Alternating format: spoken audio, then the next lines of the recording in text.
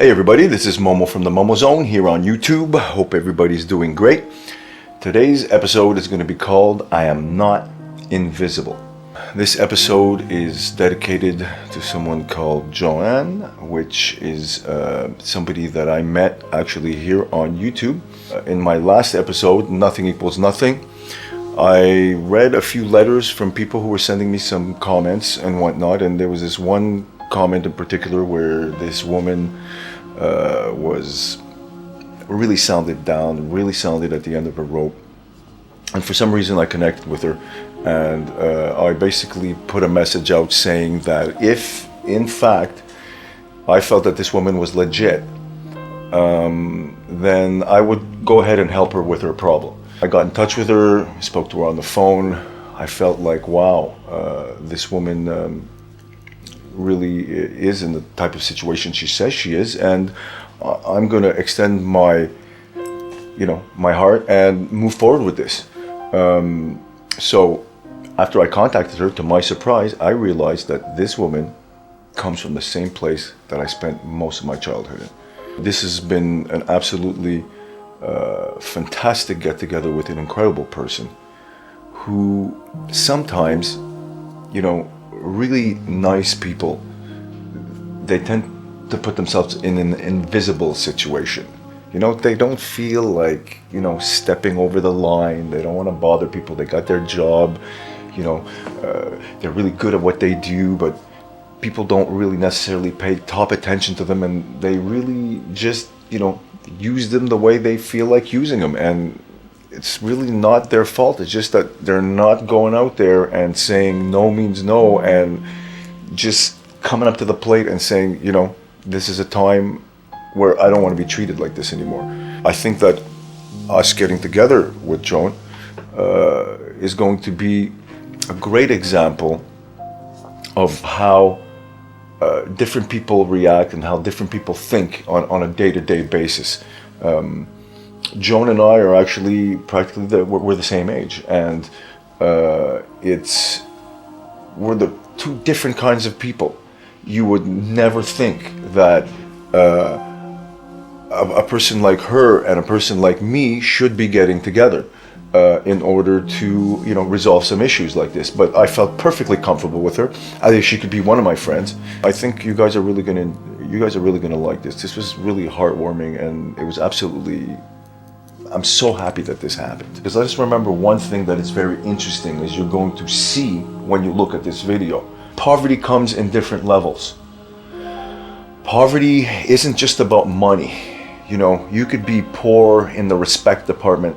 You could be poor in the understanding department, and you could be like a complete suburban poor person.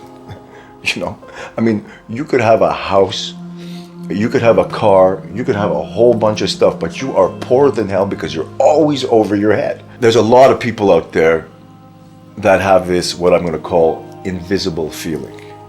They feel that they're not significant enough to come up to the plate and, stand up to what society has painted to be the stereotypical person that should be up front, I've known so many people that are like this, that are great, highly creative, incredible, beautiful people that are pre-frustrated because they're just afraid to go forward and say, you know what? No, I really see it another way. I think it should be like this.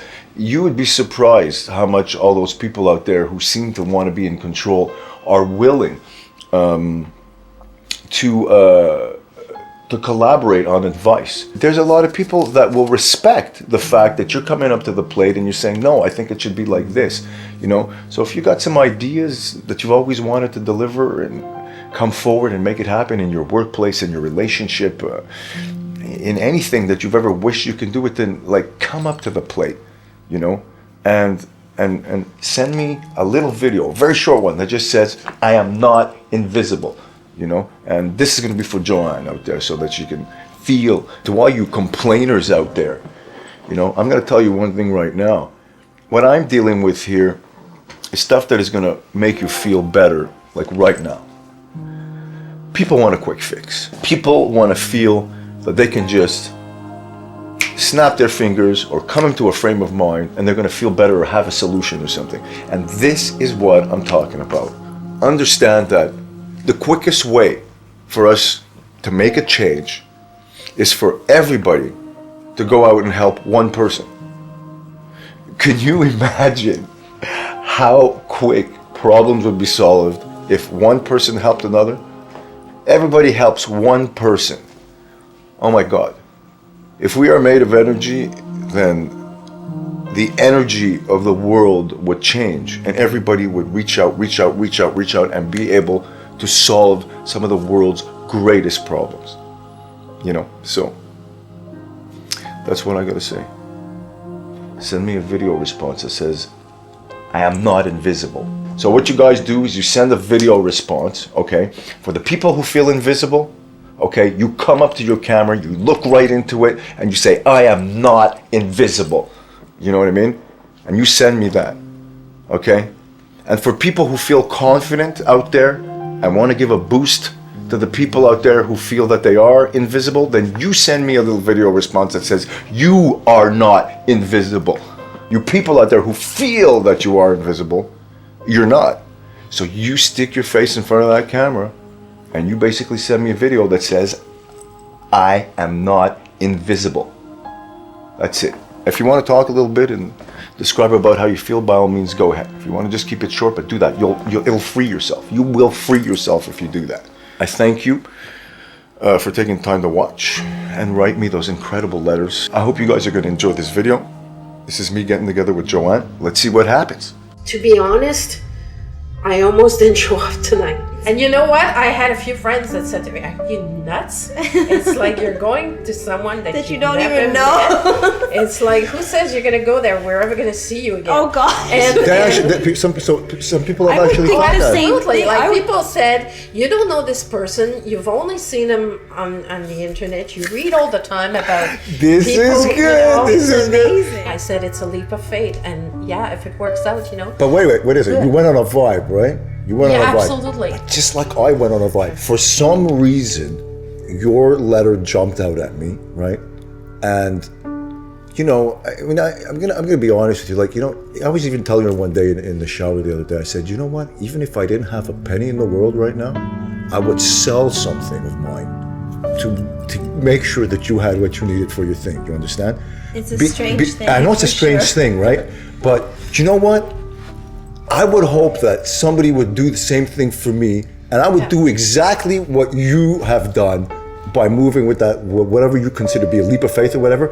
Not because you don't know me and stuff, because my best things that have happened to me my whole life have been, you know with who? Strangers I have met on the street corner. I met her in a subway 23 years later. My best partners, everything I've ever met, total strangers. Because you just have to go with your vibe, and the second you go with it, that's when. Well, you know, it's funny. When I met my ex-husband years ago, which was 27 years ago, he drank. He took drugs.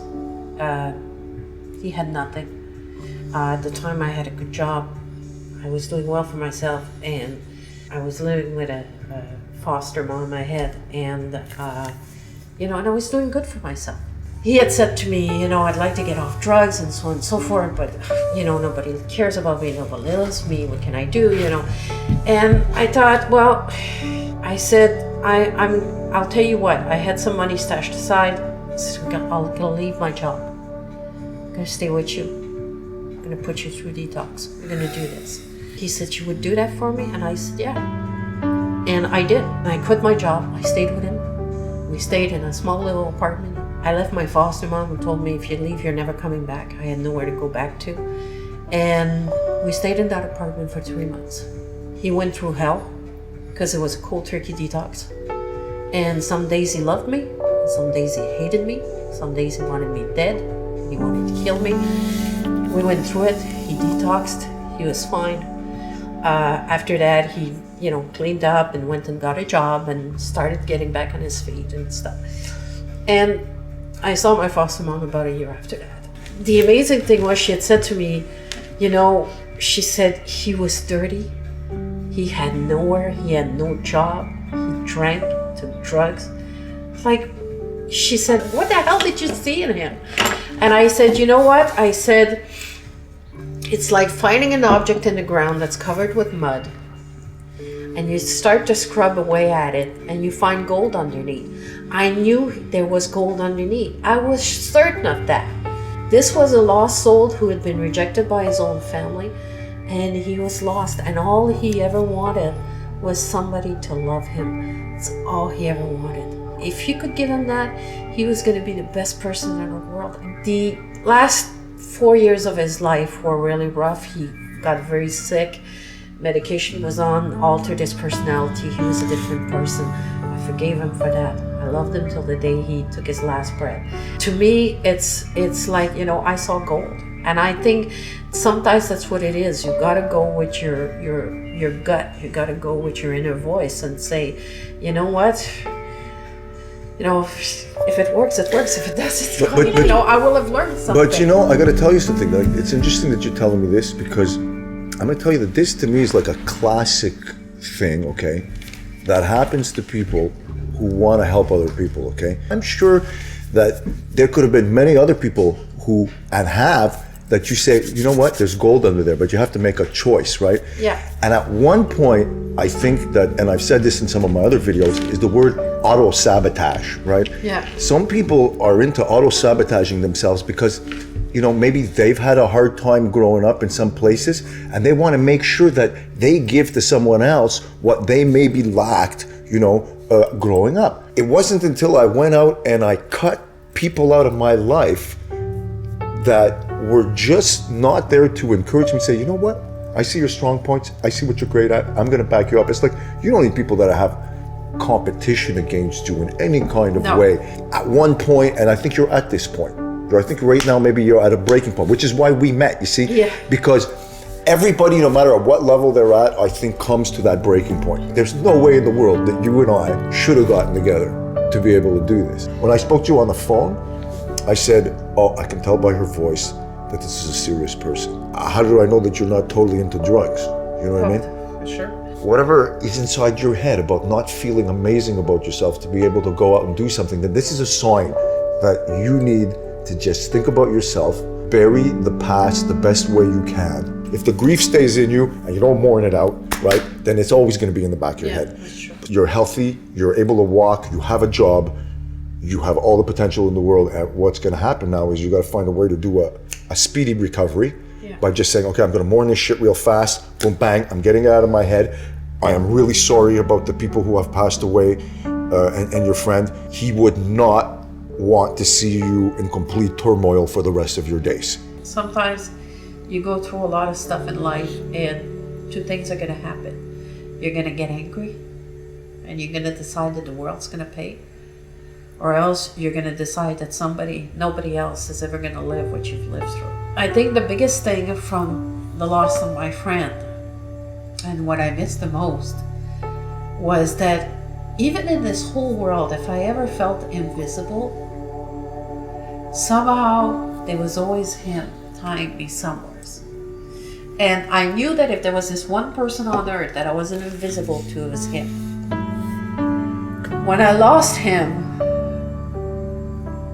the invisible feeling was just overwhelming. And you know, with my friends, it was more about, you know, what can you do for me than what I can do for you, you know, and it's more like, you know, you call and they go, hi, how are you? I'm okay, how are you? And then they go off onto this half-hour flight of their lives and how life sucks and nothing works out and all this stuff. And you're kind of thinking, okay, you didn't really call to see how I was doing. You called because you needed somebody to listen. The loss of him, along with everything else, just emphasized so much this invisible feeling I had, that it was like, you know what? Even if I left tomorrow, nobody would care. Nobody would miss me. And if people miss me, they'd miss me for the wrong reason. They avoid making eye contact because I think, you know, your pain makes them uncomfortable. And I've stood there crying my eyes out, and nobody have ever said, what is wrong? Can I help you? Can I buy you a cup of coffee? That's the hardest thing I've ever had to deal with. There are people who will inspire others to do things for them. They inspire compassion. They inspire that kind of, you know, that kind of drive. I've never inspired that. You know, even though people were seeing me go through You have. the toughest You time. have. Well, You said it to me yourself. When you spoke to me on the phone, you tell me that you speak to tons of people with problems. Sure. You're always fixing their problems, yet you feel that nobody's going to be there to ask you to fix your problem. That's because you've chosen to feel invisible. Some people, right, try to be transparent, okay? So they're great people, super intelligent people. They have everything it takes, but they don't really want to step over that line because they might get in the way of that person, right? That's called transparency to me. You have so much experience because of all the people that you have coached that you're a producer, basically. You are a producer and a director. You are directing other people's movies all day long, and you know what? You're not giving yourself no credit at the end of the film, right? So the credits are going by, la la la, look at all these people I helped, la la la la la la, and guess what? Your name ain't on there. You produced and wrote this movie, right? That's fucked. What does that tell you? That tells me that you could choose to turn up the dimmer, right? So you got your lights on dim, bring the dimmer up. Look, the light's shining all around you. There's nothing wrong. People are gonna love what they see because you've got the brains, you've got the intelligence, and you've got the experience, right? To help others reprogram, total reprogram yourself. This is about you waking up in the morning, right? And dealing with you, the person, how you feel, and understanding that you are a pool of information that you've suffered now. You have suffered. You know, that makes you a connoisseur in suffering. You are now a pro sufferer. Okay? You've graduated. Yeah. Amazing. Here's your diploma. You have a diploma now. Thank you very much. You have suffered enough. Now you're going to study something else. And what is that going to study thing? How to become less transparent and impose your goodness. You could have been my mother. You could have been my sister. You could have been, you know what I mean? You could have been anybody. I am everybody's mother and everybody's sister, and to me it's mind-boggling that someone cries for 25 minutes and nobody says boo. We can't keep going in this direction because we're isolating ourselves more and more. We're forgetting how to communicate more and more, and if we don't communicate, we don't learn. If we don't learn, we don't share. If we don't share, nobody grows. You're gonna stay on one spot. And you give me goosebumps, you see, because you're breaking it down in the Fisher-Price approach. This is so straightforward. This is not a bunch of big long words that equal some kind of philosophy or equal some kind of equation. I think that when you set it into motion enough, right, that it just starts to happen because eventually you filtered through all the crap. The people that shouldn't be in your life are not in your life, and the people who have heard and felt about what you've done, because when you're out there creating actions, lots of people are going to tell you great, but lots of people are not going to say nothing, but they're going to think you're still great. There's a lot of people like that, and that's what I'm talking about. When you set that kind of positive stuff into motion, 100% sure you are better off than if you didn't do that. One of my friends was saying, you know, why are you going there? Like, you don't know what you're walking into. And I said, you know what? I don't know. I don't know why. I don't know why I feel I need to go there, but I feel I need to go there. I said, sometimes you gotta listen to your inner voice. Too many times people outstretch a hand, but you don't take it because you're too afraid. And I said, you know, I'm tired of being afraid. Chain reaction. This is a chain reaction because once you make the move, the stuff starts to follow. That is the amazing thing. You got to do something that you've never done before. That's it, yeah. And the second you do that, the door goes boom, and then it just opens because even up. my girlfriend said, you know, this is unlike you. She said, you don't do this because I'm usually pretty cautious. So your friends are really tripping out. They're saying, totally, maybe these guys they're are a all bunch waiting of... for me to come home tonight, yeah. But this is the world we've created where we no longer trust each other, we're fearful. Now, I'm not saying to a certain point you don't need to be careful. I think, yes, you do need to be careful. Following your instinct and listening to your voice and understanding that, oh, this is not a dream, this could actually work, right? Because see, half the battle is showing up, okay? That's what they say in the rock and roll business. Half the battle is being there, right? After that, if you have the talent, you can be in like Flint. You are no way insignificant to anybody on this fucking planet. There is no way. I can see the button. I can see that wheel that I'm turning, and all of a sudden you fade in or you fade out. I made my word, I made up my mind, I made up my decision before I met you. And that's what you have to do for whatever it is you got to do. That's what this point is. This whole point is about that and only that. But you know, it's funny because I was at work today. All I kept looking at my phone, and all I kept thinking is, you're gonna call, And I'm going to cancel on you. and you're gonna cancel. No way, dude! I was running here to make sure I was on time. Because things like that don't happen to me. It's like I don't get that kind of compassion. I don't get that kind of help. It's not gonna happen. And every time the phone rang and I would look at it, and I kept thinking, okay, you know, he hasn't called, so that's a good thing, you know. But at the same time, it was like I got off the bus and I was walking here, and I looked and I thought, you know what? It's a real address, it's a real door. I thought, you know, how nice. I opened the door, I saw you, and I thought, one feeling that came over me was like, you know, it's like, yeah, okay. It all starts with you going back home and then your friends. And that's how it starts to trickle out, right? Because these are the people that you are the closest to you right now. Now, guess what? You automatically just change their lives right now, because those people are going to see that you used your personal instinct, because you did use your instinct. Yeah, absolutely. You wouldn't be in this door if you really felt, you know what I mean? I mean, you know, I got the mohawk. Am I some kind of crazy punk? But I or- knew that from your videos. You did follow your vibes, and I'm really, really happy that you did show up. And you're right. I think it's you know, I'm gonna go home tonight and say to these people, you know, see, I'm home safe and I'm home safe and sound, and I'm gonna be able to see, you know, the kindness of a stranger does exist.